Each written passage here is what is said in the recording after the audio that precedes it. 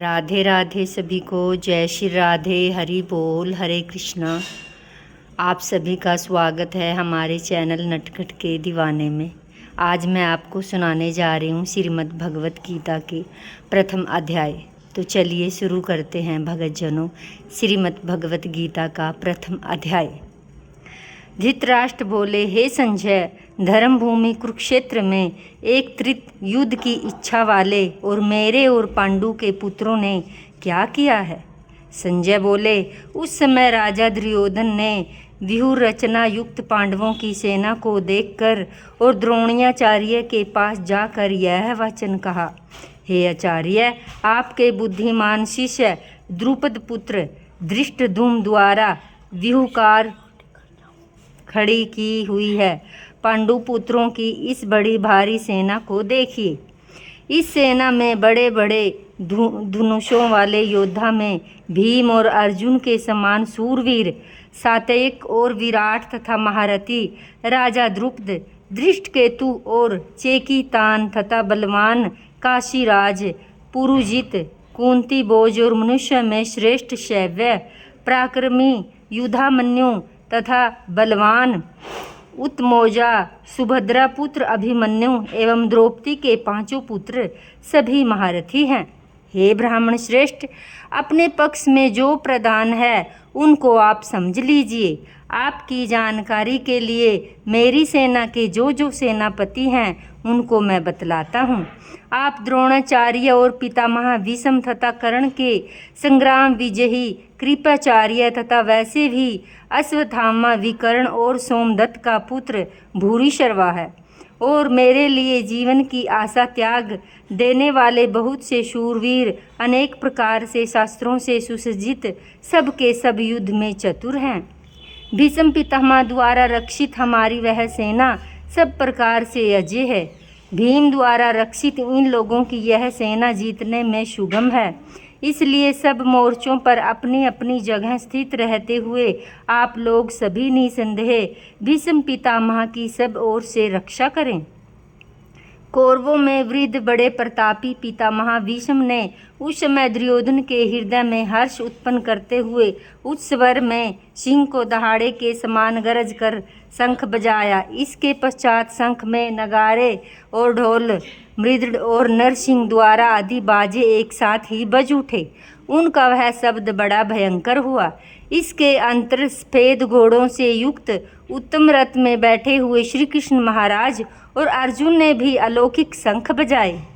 श्री कृष्ण महाराज ने पांचजन्य अर्जुन, देवता नामक और भयानक कर्म वाले भीमसेन, पांडु नामक महाशंख बजाया। कुंती पुत्र राजा युधिष्ठिर ने अनंत विजय नामक और नकुल तथा सहदेव ने सुघोष और मणिपुष्प नामक शंख बजाए। श्रेष्ठ धनुष वाले काशीराज और महिरथी शिखंडी एवं धृष्टद्युम्न तथा राजा विराट और अजय, सात्विक राजा द्रुपद एवं द्रौपदी के पांचों पुत्र और बड़ी भुजा वाले सुभद्रा पुत्र अभिमन्यु, इन सभी ने हे राजन सभी ओर से अलग अलग शंख बजाए और उन भयानक शब्द ने आकाश और पृथ्वी को गूंजाते हुए धृतराष्ट्र के अर्थात आपके पक्ष वालों को हृदय वितीर्ण कर दिया। हे राजन, इसके बाद कपिध्वज अर्जुन ने मोर्चा बांधकर डटे हुए धृतराष्ट्र संबंधियों को देखकर उस शस्त्र चलने की तैयारी के समय धनुष उठाकर हंसी के श्री कृष्ण महाराज से यह वचन कहा, हे अच्युत, मेरे रथ को दोनों सेनाओं के बीच में खड़ा कीजिए और जब तक मैं युद्ध क्षेत्र में डटे हुए युद्ध के अभिलाषी इन विपक्षी योद्धाओं को भली प्रकार देख लूं, इस युद्ध रूप व्यापार में मुझे किन किन के साथ युद्ध करना योग्य है, जब तक उसको खड़ा रखिए। दुर्बुद्धि दुर्योधन युद्ध में हित चाहने वाले जो राजा लोग इस सेना में आए हैं, इन युद्ध करने वालों को मैं देखूंगा। संजय बोले, हे धृतराष्ट्र, अर्जुन द्वारा इस प्रकार कहे हुए महाराज श्री कृष्णचंद्र के दोनों सेनाओं के बीच में भीष्म और द्रोणाचार्य के सामने संपूर्ण राजाओं के सामने उत्तम रथ को खड़ा करके इस प्रकार कहा कि हे पार्थ, युद्ध के लिए जुटे हुए इन कौरवों को देख। इसके बाद पृथा पुत्र अर्जुन उन दोनों ही सेनाओं में स्थित ताऊ चाचों में दादों परदादों को, गुरुओं को, मामाओं को, भाइयों को, पुत्रों को, पोत्रों को, मित्रों को, ससुरों को, श्रीधों को देखा।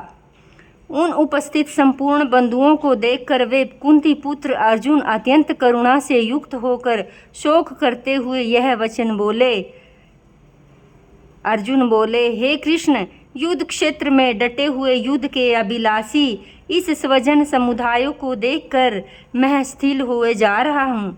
मुख सूखा जा रहा है, मेरे शरीर में कंप और रोमांच हो रहा है, हाथ से गांडीव धनुष छूट रहा है, त्वचा भी बहुत जल रही है, मेरा मन भ्रमित सा हो रहा है, इसलिए मैं खड़ा रहने को भी समर्थ नहीं हूँ। हे केशव, मैं लक्षणों को भी विपरीत ही दिख रहा हूँ। युद्ध में स्वजन समुदायों को मारकर कल्याण भी नहीं देखता। हे कृष्ण, मैं न तो विजय चाहता हूँ और न ही राज्य तथा सुखों का ही।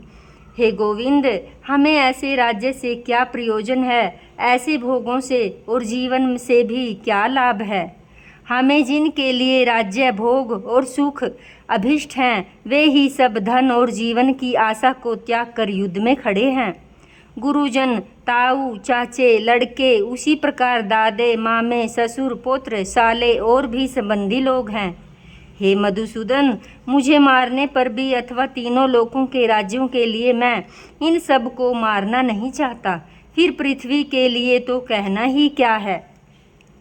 हे जनार्दन, धृतराष्ट्र के पुत्रों को मारकर हमें क्या प्रसन्नता होगी, इन आतताइयों को मारकर हमें पाप ही लगेगा। अतएव हे माधव, अपने ही बांधव धृतराष्ट्र के पुत्रों को मारने के लिए हम योग्य नहीं हैं, क्योंकि अपने ही कुटुंब को मारकर हम कैसे सुखी होंगे। यद्यपि लोभ से भ्रष्ट हुए लोग कुल के नाश से उत्पन्न दोष को, मित्रों से विरोध करने में पाप को नहीं देखते, तो भी मैं जनार्दन, कुल के नाश से उत्पन्न दोष को जानने वाले हम लोग को इस पाप से हटने के लिए नहीं विचार करना चाहिए। कुल के नाश से सनातन कुल धर्म नष्ट हो जाते हैं। धर्म के नाश हो जाने पर संपूर्ण कुल में पाप बहुत फैल जाता है। हे कृष्ण, पाप के अधिक बढ़ जाने से कुल की स्त्रियां अत्यंत दूषित हो जाती हैं। हे वाराणसी, स्त्रियों को दूषित हो जाने पर वर्ण संकर उत्पन्न होता है। ले जाने के लिए वर्ण संकर कुल घातियों को कुल नरक में ले जाने के लिए लुप्त हुई पिंड और जल की क्रिया करने वाले अर्थात श्राद्ध और तर्पण से वंचित इनके पितृ लोग भी अधोगति को प्राप्त होते हैं। इन वर्ण संकर कारक दोषों से कुल घातियों के सनातन कुल धर्म और जाति धर्म नष्ट हो जाते हैं। हे जनार्दन, जिनका कुल धर्म नष्ट हो गया, ऐसे मनुष्यों का अनिश्चित काल तक नरक में वास होता है, ऐसा हम सुनते आए हैं। हाँ, शोक हम लोग बुद्धिमान होकर भी महान पाप करने को तैयार हो गए, जो राज्य और सुख लोभ से सब जनों को मारने के लिए उद्यत हो गए हैं। यदि मुझ शस्त्र रहित एवं सामना न करने वाले को शस्त्र हाथ में लिए हुए धृतराष्ट्र पुत्र रण में मार डालें, तो वह मरना भी मेरे लिए अधिक कल्याणकारी होगा। संजय बोले, रणभूमि में शोक से उद्गिन मन वाले अर्जुन इस प्रकार कहकर बाण सहित धनुष को त्याग कर रथ के पिछले भाग में बैठ गए। तो ये था दोस्तों आज का हमारा श्रीमद् भगवत गीता का पहला अध्याय।